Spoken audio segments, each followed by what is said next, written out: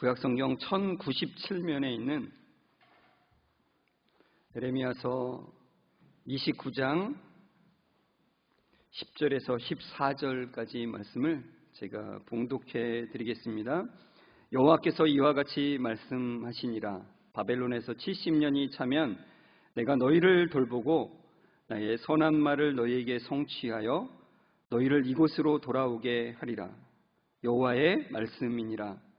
너희를 향한 나의 생각을 내가 아나니 평안이요 재앙이 아니니라. 너희에게 미래와 희망을 주는 것이니라. 너희가 내게 부르짖으며 내게 와서 기도하면 내가 너희들의 기도를 들을 것이요 너희가 온 마음으로 나를 구하면 나를 찾을 것이요 나를 만나리라. 이것은 여호와의 말씀이니라. 나는 너희들을 만날 것이며 너희를 포로된 중에서 다시 돌아오게 하되 내가 쫓아 보내었던 나라들과 모든 곳에서 모아 사로잡혀 떠났던 그곳으로 돌아오게 하리라. 이것은 여호와의 말씀이니라.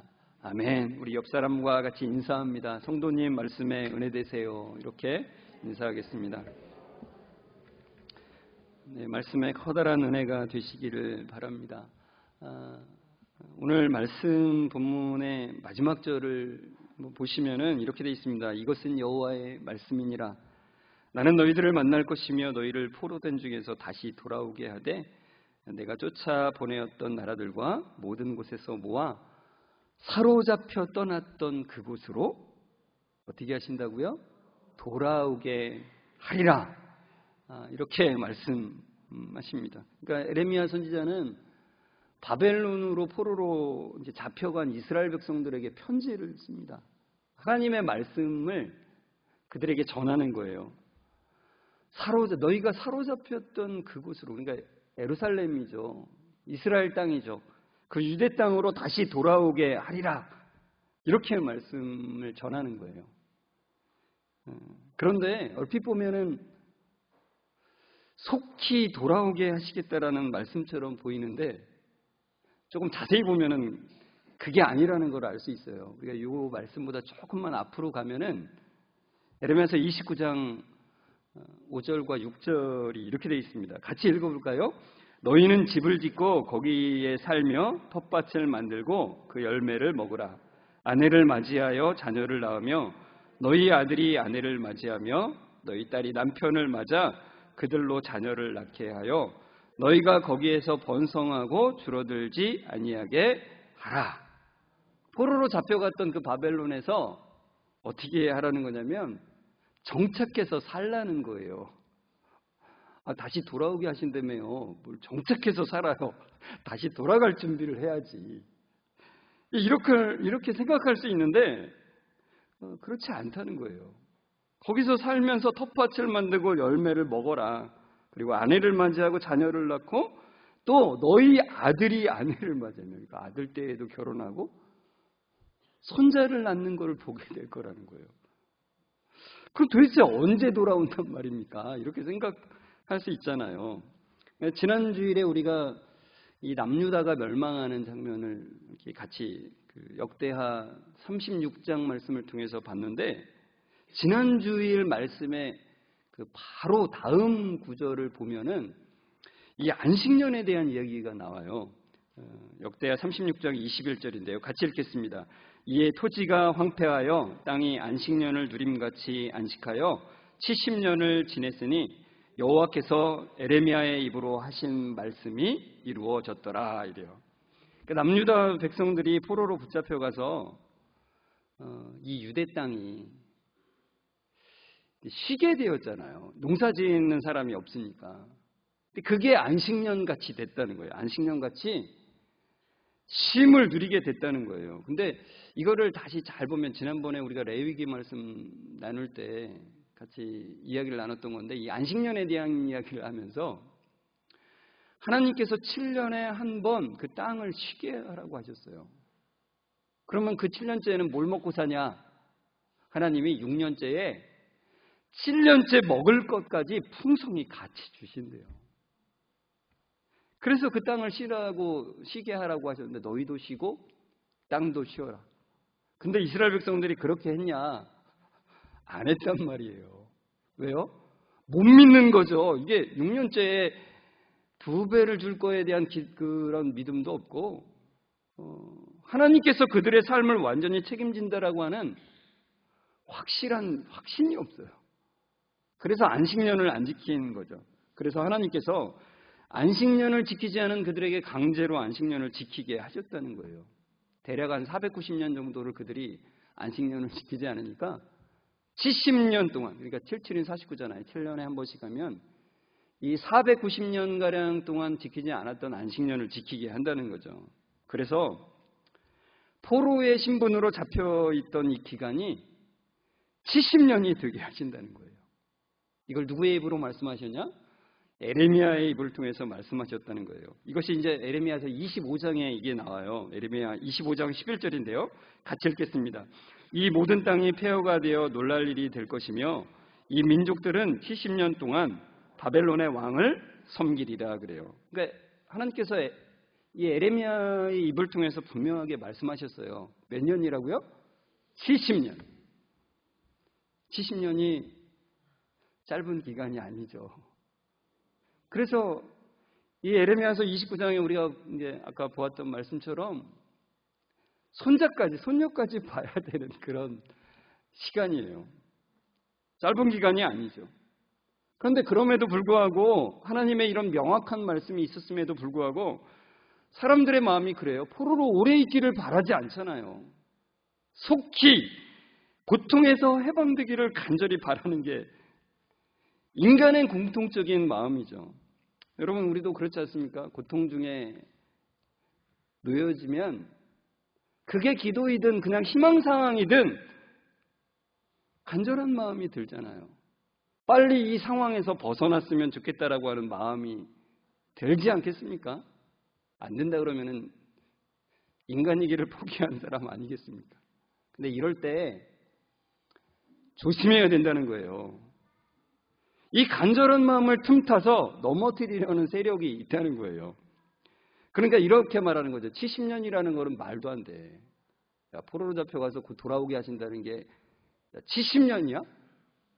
아, 그럼 나 죽으면 돌아오라는 거야? 뭐야? 이렇게 말을 하게 하면서 하나님은 자비의 하나님이시니까, 사랑이 많으시는 하나님이니까 당연히 속히 돌아오게 하신다는 게 맞는 말이지, 이런 말들이 막 나왔다는 거예요. 그게 내 마음속에서 나오든 외부를 통해서 그런 유혹이 오든 그렇다는 거예요. 그래서 에레미야서 29장 8절과 9절에 보면 이렇게 돼 있어요. 같이 읽을까요? 만군의 여호와 이스라엘의 하나님께서 이와 같이 말하노라. 너희 중에 있는 선지자들에게와 점쟁이에게 미혹되지 말며 너희가 꾼 꿈도 고지 듣고 믿지 말라. 내가 그들을 보내지 아니하였어도 그들이 내 이름으로 거짓을 예언함이라. 여호와의 말씀이니라. 그러니까 실제로 이런 말들을 하는 사람들이 있었어요. 야, 그렇게 70년 안 걸려. 바벨론 곧 멸망해. 그래서 우리가 곧 돌아와. 뭐 이런 말. 야, 내가 뭔가를 꿈을 꿨는데, 야, 곧 돌아오는 꿈이었어. 여러분, 우리도 뭔가 간절한 그 마음을 가지면은 어떤 것도 그게 그냥 하찮은 것으로 여겨지지가 않잖아요. 여러분이 만약에 이런 상황에서 돼지 꿈을 꿨다고 생각해 보십시오. 돼지가 굉장히 파리하게 마른 2마리 새끼 돼지를 낳았다고 생각해 보십시오. 그러면은 아마 이게 도대체 무슨 뜻일까? 그래, 맞아. 하나님이 2마리니까 2년만 견디라는 거야. 요셉이 그 볕단 그 곡식단을 보고서 그걸 해석하듯이 자기 나름대로 이제 이건 하나님이 준 꿈이 맞아. 그러면서 이 빼빼 마른 2마리 새끼는 2년을 말하는 거야. 2년만 견디자. 바벨론이 곧 멸망하니까 우린 돌아가. 이런 식으로 자꾸 해석을 하게 되지 않겠습니까? 근데 이 거짓 선지자들이나 점쟁이들이 인간의 이런 갈망들을 이용해서 이런 예언을 했다는 거예요. 실제로 이제 우리가 읽은 에레미야서 29장의 바로 전장에 보면은 이런 얘기가 나와요. 이 선지자 하나냐라고 하는 사람이 나오는데 에레미야서 28장 10절에서 11절에 보면은 이 하나냐가 그런 예언을 하는 거예요. 2년 안에 우리는 다시 돌아와. 하나님이 바벨론을 치시고 우리를 해방시키실 것이라고 하는 말을 예언을 해요. 이 하나냐는 왕의 총애를 받았고 백성들의 되게 신망을 받았어요. 왜냐하면 자기들이 좋은 예언을 하니까. 근데 반면에 에레미야는 백성들이 원하는 말을 하지 않아요. 바벨론에 잡혀간다고 하고 바벨론에서 포로로 잡혀있는 기간이 70년이라고 하고.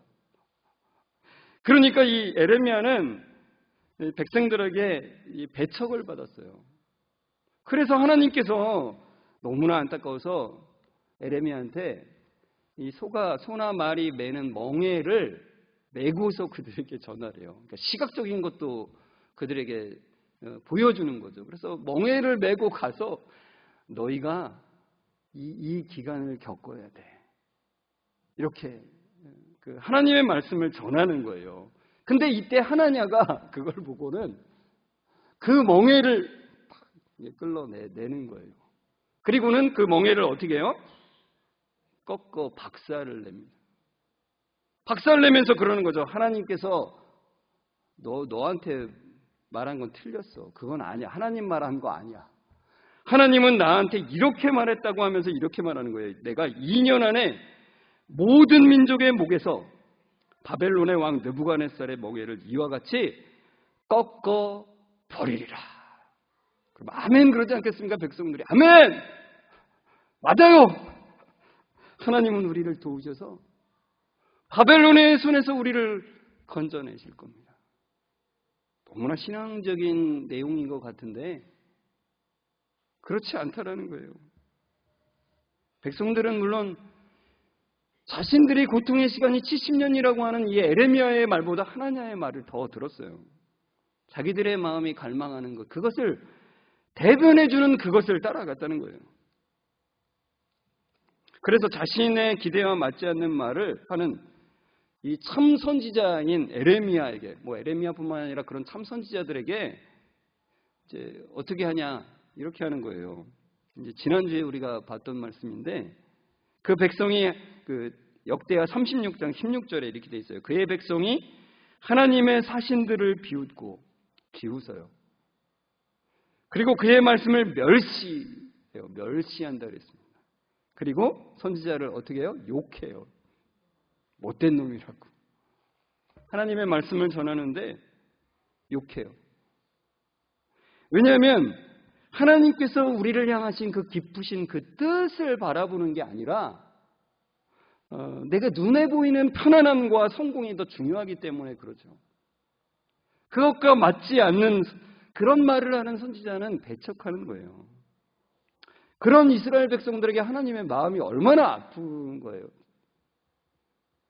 자신들의 편안함과 성공이 하나님의 뜻보다 더 중요한 이 백성들을 향한 그 마음이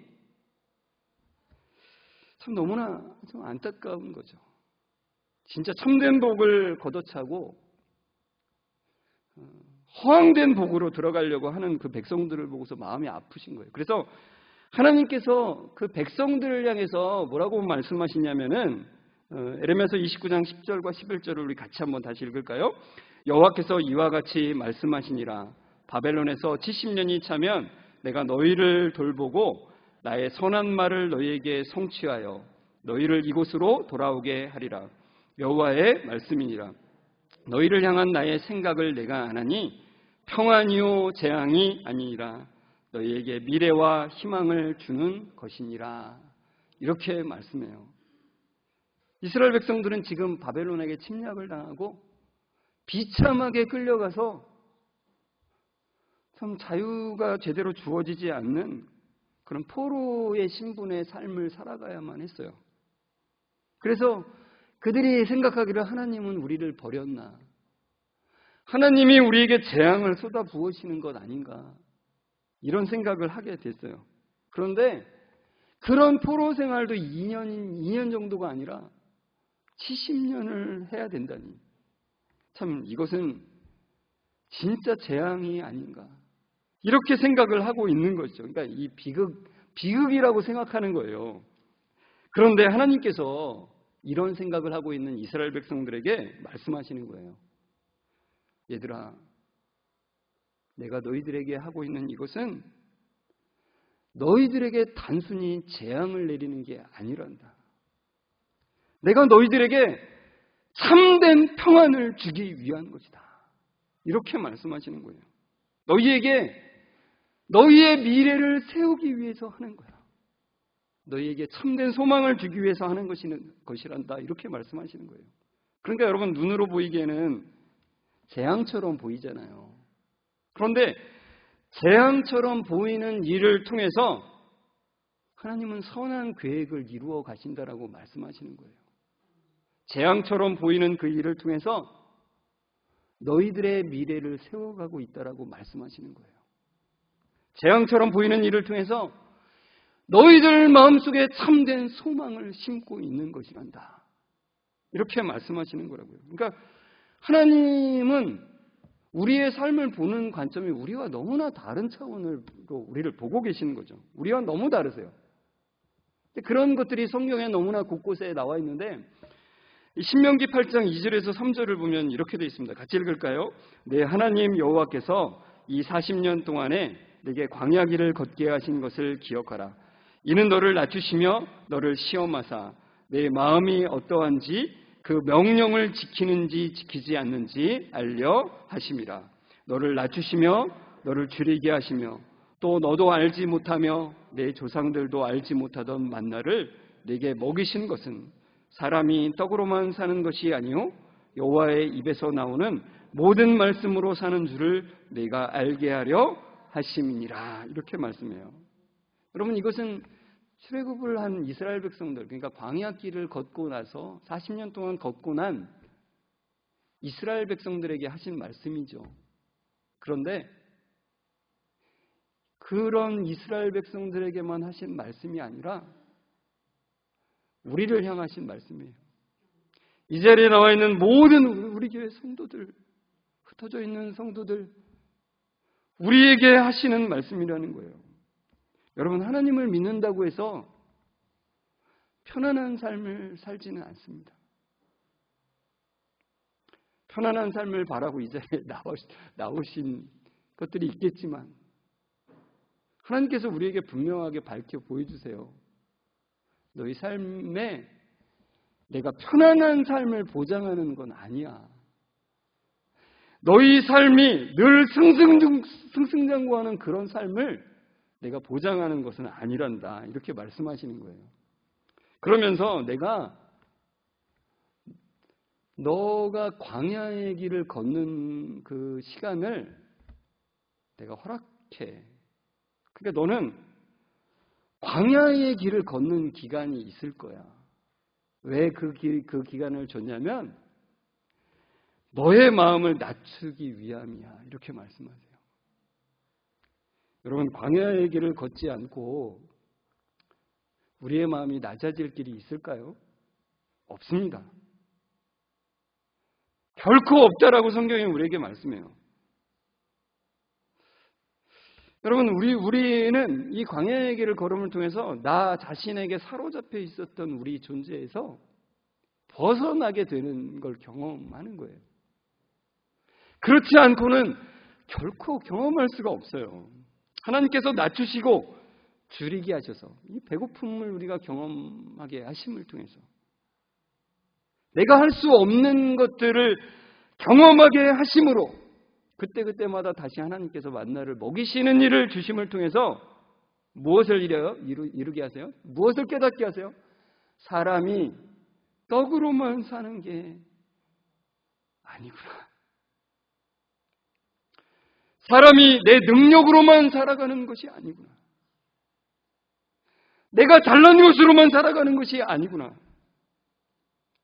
내 중심대로 사는 것이 행복한 것이 아니구나를 깨닫게 하신다는 거예요.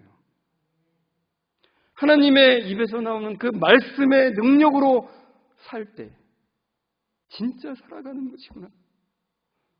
진짜 복된 것이구나. 진짜 생명을 누리는 것이구나를 깨닫게 하신다는 거예요. 여러분, 사람이 진짜 복을 누리는 것은, 진짜 복된 삶을 사는 것은 하나님 안에서 살 때만 가능한 거예요. 그래서 하나님 말씀으로 힘을 얻고 하나님만을 의지하며 살게 하시고자 그렇게 허용하신다라고 말씀하시는 거예요. 우리가 보기에는 탄탄대로를 걷는 것이, 승승장구하는 것이 행복이고 잘 되는 것 같이 보이지만 그게 망하는 길이라고 말씀하시는 거예요. 왜요? 나 자신에게 사로잡혀서 무너질 것을 의지하다가 결국은 멸망의 길을 가는 것은 불행한 것이라고.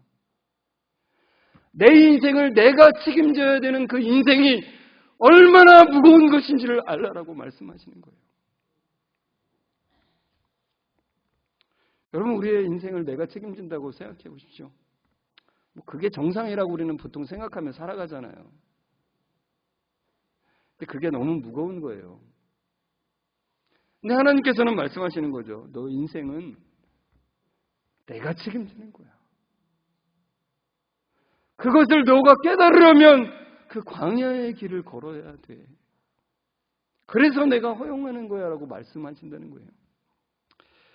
여러분, 그 사명이 있는 자는 죽지 않는다라고 하는 말이 한때 유행한 적이 있어요. 그래서 이 말을 들으면 참 믿음의 고백이라고 생각이 되고 참 멋있는 말이다라고 생각한 적도 있었습니다. 그러나 이 말에는 되게 위험성을 담고 있어요. 한편으로는. 왜냐하면 그 사명을 우리의 기준으로 생각하기 때문에 그래요. 우리의 기준대로 생각할 경향이 우리는 다분히 많아요. 지난 주간에 어떤 성도님이 저한테 그랬어요. 목사님, 저는 아직 사명을 발견하지 못했습니다. 빨리 사명을 발견해서 주님의 일에 힘쓰고 싶습니다. 이렇게 말씀하셨어요. 참 아름다운 고백이죠. 귀한 고백입니다.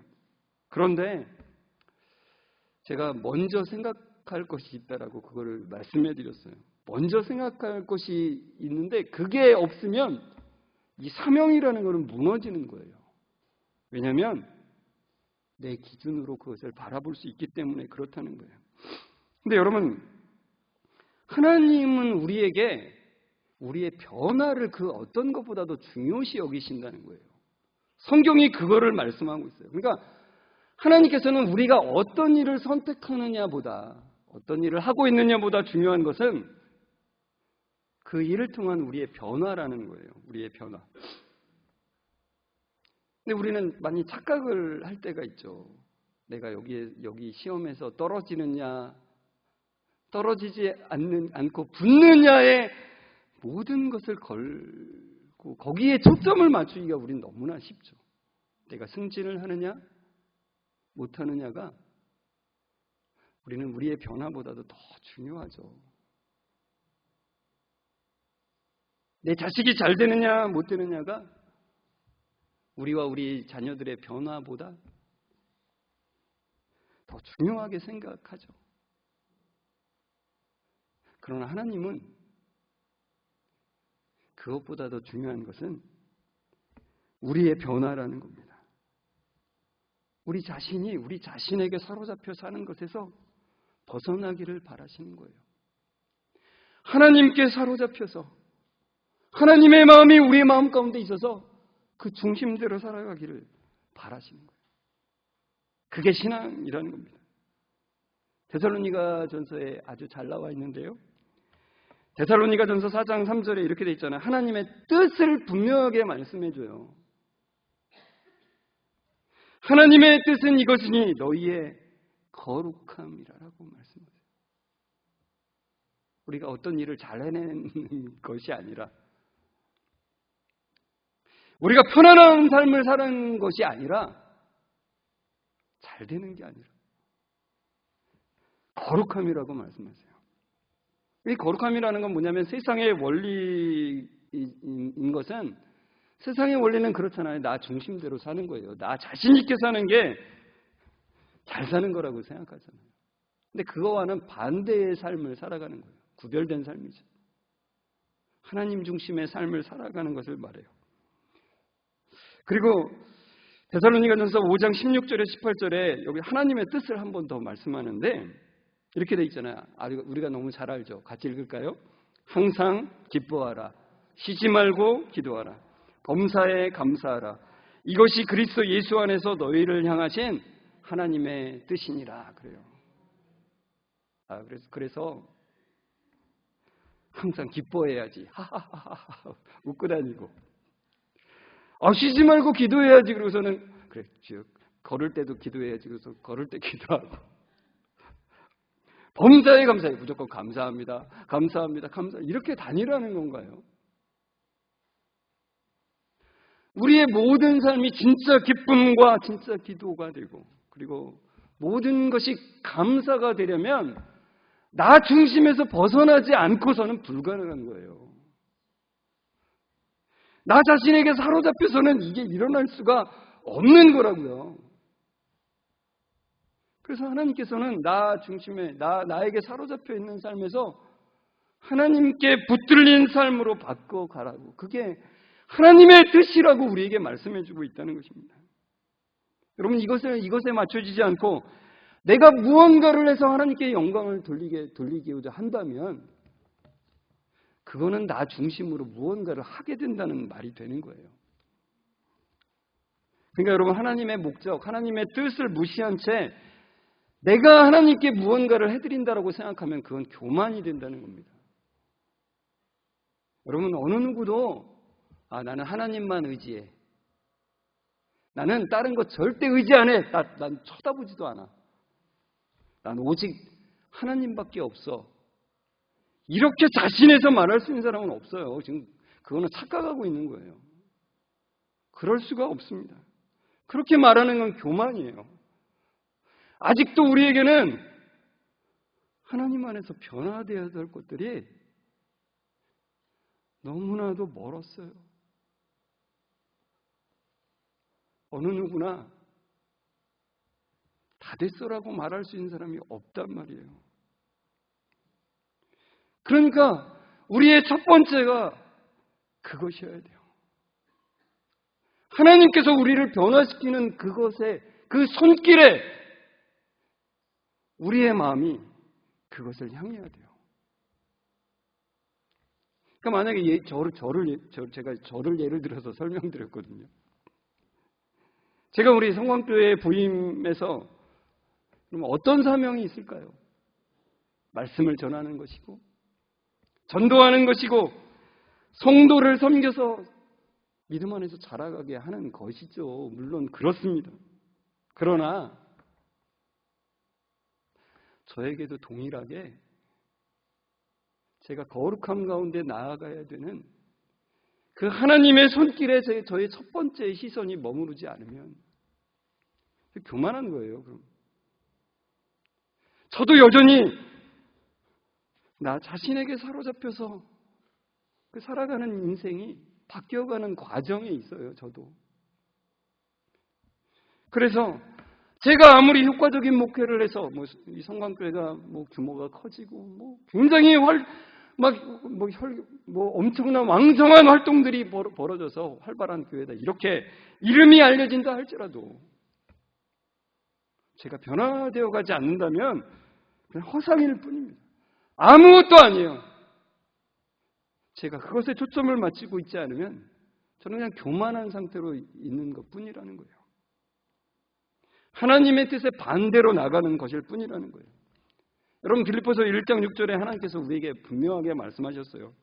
너희 안에 착한 일을 시작하시니가 그리스도의 예수의 날까지 이루실 줄을 우리는 확신하노라 그래요. 여러분 하나님께서 우리 안에 구원을 시작하셨어요.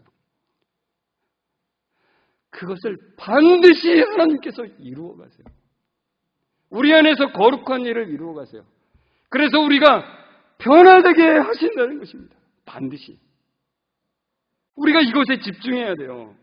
그런데 여러분 우리가 이것에 집중하지 않고 하나님의 뜻, 하나님의 목적에 집중하지 않고 어떠한 일이 벌어졌을 때 그 일이 벌어진 것에서 해결되는 것으로만 관심을 갖는다면, 물론 그렇죠. 우리가 어려운 일이 발생하면 그것이 빨리 해결되기를 바라는 게 당연합니다.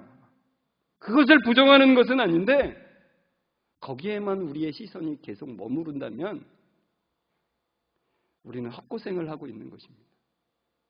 그러니까 아무리 하나님께서 광야를 걷게 하시고 걷게 하셔도 그냥 다람쥐 쳇바퀴 도는 그런 삶을 살아가고 있는 거예요. 그러나 하나님께서 우리를 향하신 그 뜻을 바라보고 주님 은혜를 주십시오. 이 과정을 통해서 하나님의 뜻이 이루어지기를 원합니다. 그 은혜를 구하는 자에게 우리에게 주어진 그 광야가, 우리에게 주어진 그 고난이, 그 어려운 일들이 의미가 있게 되는 거예요. 우리를 변화시켜 가게 되는 거예요. 놀라운 것이죠. 여러분, 우리의 삶의 여정에서 헛고생하지 마시고 헛발질하지 마시고 하나님께서 주신 그 의미들을 바라보십시오. 우리는 할 수 없기 때문에 하나님의 은혜가 필요합니다. 하나님, 우리의 시선을 그 놀라운 하나님의 손길에 맞출 수 있도록 주님 도와주십시오. 그래서 내 인생을 내가 책임지는 그 고통 가운데서 살아가는 불행한 삶을 살아가는 인생이 아니라 하나님이 우리의 인생을, 나의 인생을 책임지는 그 평안의 삶을 살아가는 그 인생 되게 해 주옵소서. 이 기도로 나아가시는 여러분들 되시길 주의 이름으로 축원합니다. 우리 같이 말씀을 생각하면서 이 찬송가 413장 내 평생에 가는 길, 이 찬송 같이 불렀으면 좋겠어요. 내 평생에 가는 길 순탄하여 늘 잔잔한 강 같든지 큰 풍파로 무섭고 어렵든지 나의 영혼은 늘 편하다. 그냥 편하다 내가 평안하다라고 나를 세뇌시키는 것이 아니라 하나님의 손길을 볼 때 이것이 가능합니다. 내 희망사항이 아니라 하나님이 나를 변화시키시는 그 놀라운 은혜 가운데 함께 나아가는, 그래서 참된 평안과 기쁨을 누리는 우리가 되기를 소망하며 같이 불렀으면 좋겠습니다.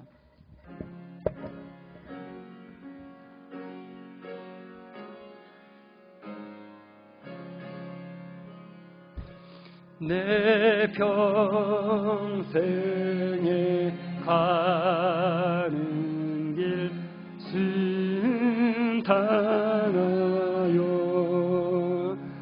늘 잔잔한 강 같든지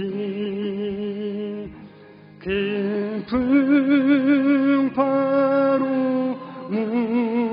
무섭고 어렵든지 나의 영혼은 늘 편하다. 내 영혼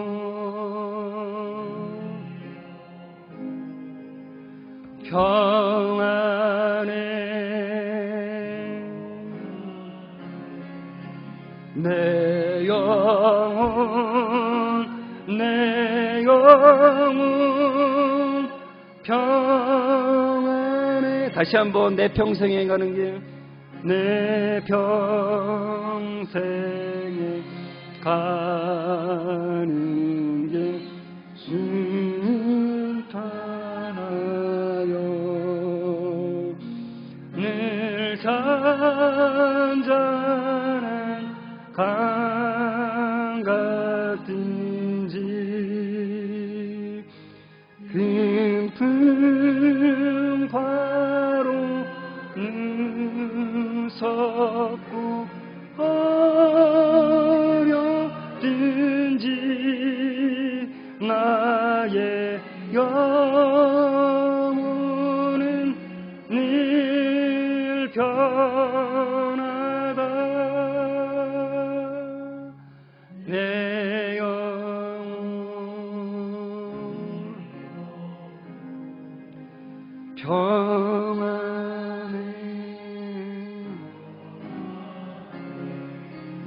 내 영혼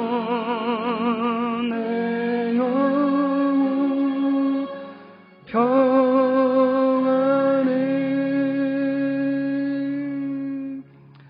평강의 주님, 오늘도 주의 사랑 안에 우리를 품어주셔서 감사합니다.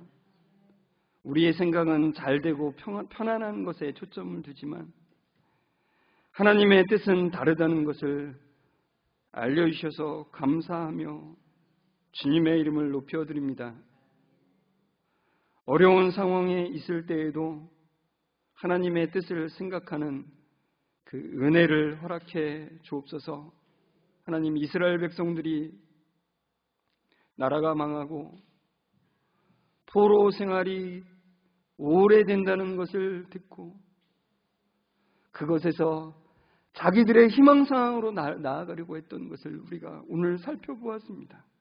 하나님, 하나님의 마음을 우리에게 알려주셔서 감사합니다. 하나님의 뜻은 재앙이 아니라 평안이라고 말씀하시니 감사합니다. 하나님, 그 상황에서 벗어나는 것만 생각하지 않게 하여 주시고 그 모든 상황을 통해서 우리에게 참된 평안을 주시고 미래를 세우시며 참된 소망을 주시려는 하나님의 뜻을 보게 하여 주옵소서. 우리 자신에게 사로잡혀서 나 중심적으로 모든 것을 보고 판단하고 행동할 수밖에 없는 인생을 변화시켜 가시는 그 하나님의 손길을 보는 은혜를 허락해 주옵소서. 우리 성도님들 한 주간 살아갈 때에 하나님의 뜻을 묵상하며 변화됨을 갈망하며 살아가는 귀한 삶들이 되게 하여 주옵소서.